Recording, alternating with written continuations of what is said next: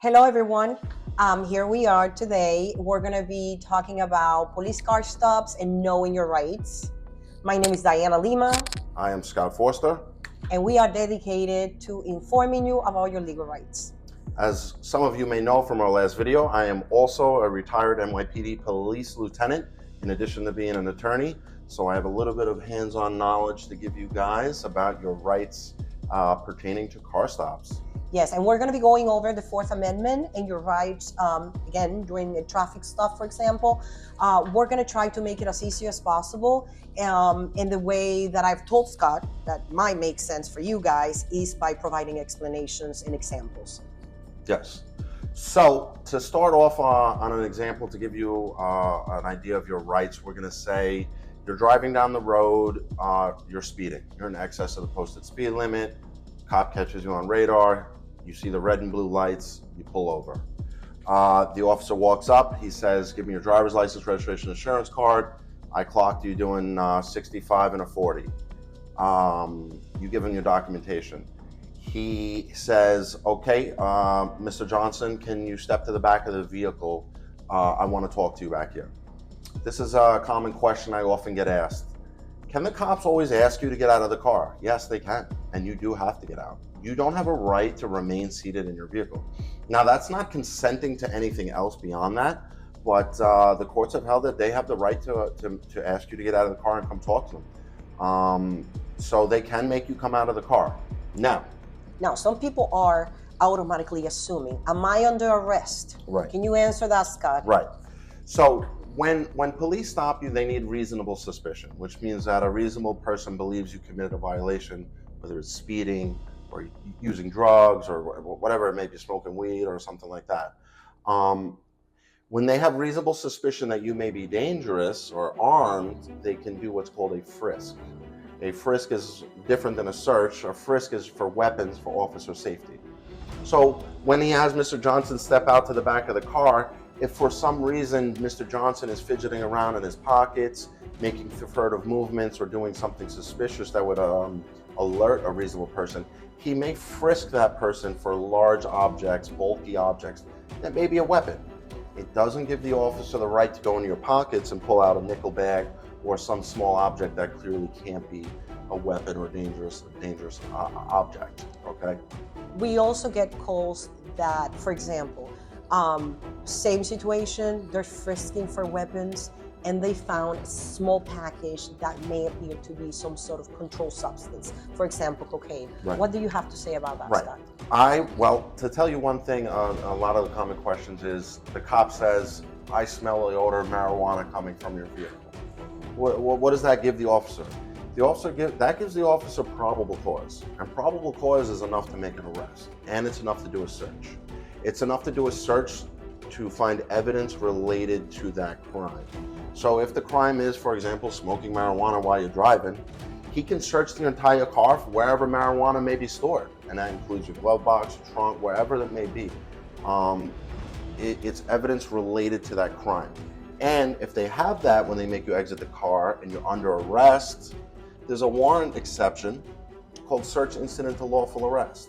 So when the officer takes you into custody, he is allowed to search your entire person, including your pockets, turning your shoes inside, whatever the case may be at that point, because you have been placed under arrest and there's now probable cause. And there is a lot of that in the movies that we see. We see people removing their shoes and going into their pockets. It is also important to keep in mind that if they call a towing company, okay, because you were driving the vehicle at the time that you were arrested, that vehicle is going to be impounded. And once that vehicle makes it over there, they are going to search the entire vehicle. Yeah. And if they find anything else, even if it is unrelated to the crime for which you were arrested at the time, it's going to become part of the record. Correct.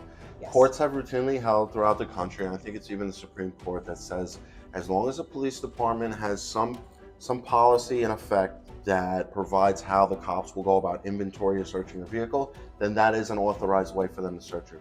And I can tell you from my experience, every agency has that on the books, and they will inventory it for safekeeping, but any contraband found, like Diana mentioned, will certainly be used against you. Say they arrest you for DUI and they're impounding your vehicle and they find a unregistered firearm in the trunk.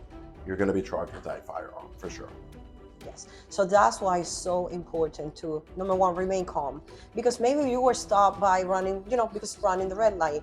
It's not smoking marijuana. So now you don't want to be acting a certain way, giving this guy an idea that something else might be happening. And then creating that probable cause that now there might be something inside the vehicle. Or maybe it light up and say, hey, this guy's doing something, we might just impound the vehicle. Right. A tip to the wise is that the courtroom is later on. That's why you hire someone like us to make these arguments. Most agencies these days have audio and video camera, so everything's being documented anyway. The place to fight the cops is not on the street. It's later on when we file our motions to dismiss for violating your Fourth Amendment rights. The other thing we wanted to mention was Miranda rights, right? Yes, I'm sorry that I forgot that because that is so important. As soon as you are under arrest, okay, the Constitution of the United States once again triggers something that is called Miranda. Can you explain a little bit more about that? Yes. The court held that there needs to be a couple of things present before the police need to advise you of your Miranda rights, which is the right to remain silent, the right to counsel. If you can't afford one will be provided to you, et cetera, et cetera. We've all heard it. You have to be in custody, which means you're not free to leave, and the questioning must be leading to incriminating information. So the police are allowed to ask you basic information about your pedigree, who you are, and things like that without reading your Miranda. Now, if they want to know where you were at 8 p.m. or half an hour ago with the intention of possibly placing you at the scene of a crime, at that point they needed to advise you of your Miranda rights. So when we evaluate body camera footage, we'll look at whether you were in custody at that time, meaning not free to leave, and whether the questions would be viewed as leading to incriminating in nature. If they had not already read you your Miranda rights, then under the exclusionary rule, none of those statements will be able to be used against you. So remain calm, always invoke your rights to remain silent, never consent to any searches. If they ask, you say no politely, and you don't give them the ability to go ahead and just toss you through your things by consent, because then really you've just given it away. And those are really your basic rights during traffic stops in nature. We're going to do a more detailed video on DUIs and field sobriety tests to help you in answering and performing these tests to best protect yourself in the event that you find yourself in that kind of situation. That's really all we have for that video at this point.